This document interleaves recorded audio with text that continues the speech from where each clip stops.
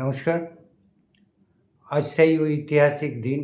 এই ছবিটা দেখে নিশ্চয়ই আপনারা বুঝতে পারছেন। হ্যাঁ, আজ হচ্ছে পশ্চিমবঙ্গের জন্মদিন।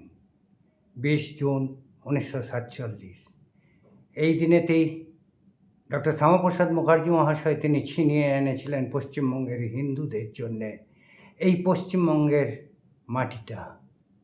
যে পশ্চিমবঙ্গের বুকে আজ আমরা সেই শ্যামাপ্রসাদ মুখার্জি মহাশয়ের স্বপ্নের বিজেপি সরকারকে নিয়ে এসেছি। পদ্মফুল ফুটেছে এখানে ২০৮টা। আমরা গর্ববোধ করছি, কারণ আজ সেই শুভক্ষণ, পশ্চিমবঙ্গের শুভ জন্মদিন। এই পশ্চিমবঙ্গের শুভ জন্মদিনেতে প্রতিটি পশ্চিমবঙ্গবাসীকে আমরা আন্তরিক শুভেচ্ছা জানাই। আজ আপনাদের সামনে এসেছি এই কারণেতে যে দেখুন, নতুন সরকার এসেছে। আমরা অনেক প্রতিকূল পরিস্থিতির মাঝখান দিয়ে পেরিয়ে এসেছি। ২৬ আবার সেই পুরনো ৪৬-এ পরিণত হতে পারত যদি বিজেপি সরকার এখানে না জিতত। তাই আমরা ভয়মুক্ত হয়েছি। এই ভয়মুক্ত সরকারেতে আজকে বিজেপি সরকার, আজকে যে পশ্চিমবঙ্গের যে রাজনীতি, সত্যি কথা বলতে কি জানেন, আমি বারবার একটা কথা বলি, রাজা নেই তবু আছে রাজনীতি হেতা। আসলে রাজনীতি কথাটা আজকাল আর চলে না। আজকাল যেটা হয় সেটা হচ্ছে আপনার রাজনীতি, তার থেকে রাজনীতি।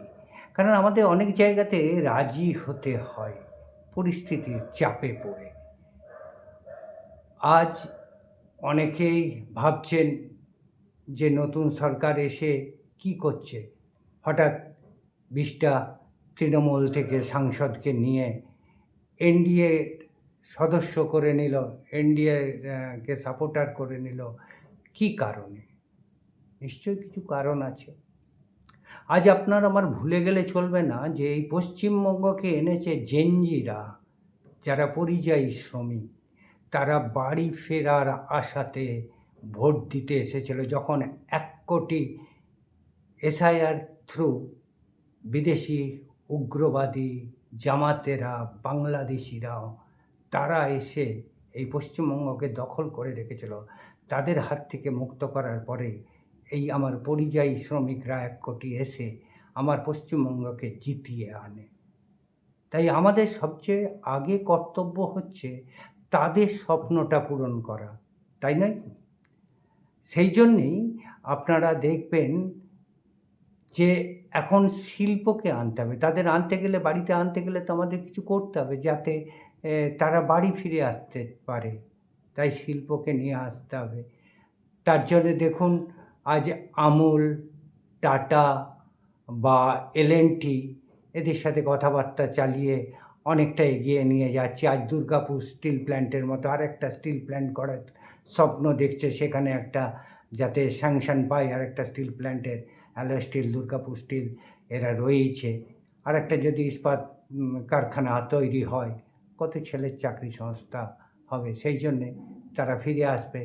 তারই চেষ্টাতে আমাদের মুখ্যমন্ত্রী শ্রী শুভেন্দুবাবু বা আমাদের রাজ্য সভাপতি শ্রমিক ভট্টাচার্য মহাশয়, তারা যা করছেন সেটা কিন্তু এই রাজনীতি যদি হয় তার মধ্যেও একটা তাদের অনেক দূরদর্শিতা রয়েছে, যে অনেক জায়গায় আমাদের কিছু বাস্তব রূপ দিতে গেলে রাজি হয়ে যেতে হয়।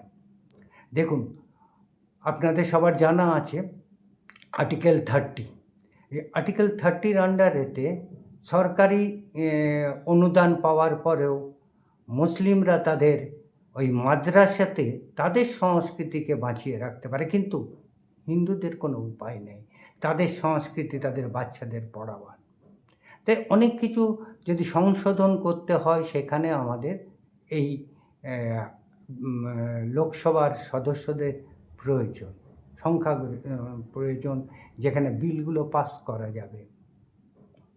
তাই সাংসদদের নিয়ে এসেছে হয়তো। তাই কিছুদিন অপেক্ষা করুন, দেখতে থাকুন এনারা কোন দিকে নিয়ে চলেছেন। প্রথম হচ্ছে কিছু আইন বদলাতে হবে। দ্বিতীয় হচ্ছে পশ্চিমবঙ্গেতে এই পরিযায়ী শ্রমিকদের ফিরিয়ে আনতে হবে, স্বাস্থ্য ব্যবস্থা ঠিক করতে হবে, আমার সংস্কৃতিকে, মেন হচ্ছে আমার সংস্কৃতিকে ফিরিয়ে আনতে হবে। তাই এই আজকের পশ্চিমবঙ্গ নতুন করে আবার শুভ জন্মদিন পালন হচ্ছে। আজ অবধি কখনো তার স্রষ্টা ডক্টর শ্যামাপ্রসাদ মুখার্জি মহাশয়ের স্বপ্ন পূরণ হয়েছিল না। ৭৯ বছর ধরে অপেক্ষা করতে হয়েছে। সেই ৭৯ বছর পরে সেই সুযোগ এসেছে আজকে।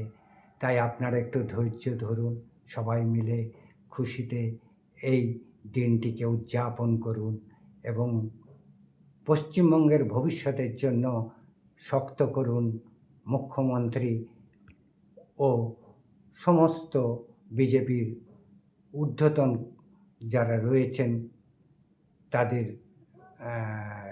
বিচারধারাকে এগিয়ে নিয়ে যেতে চলুন। আমরা যেমন করে ভোটে জিতিয়ে আনতে লড়াই করেছি, আবার ঠিক তেমনি করেই তাদের কিছুদিন সহায়তা করে দেখুন না পরিস্থিতি কোন দিকে যায়।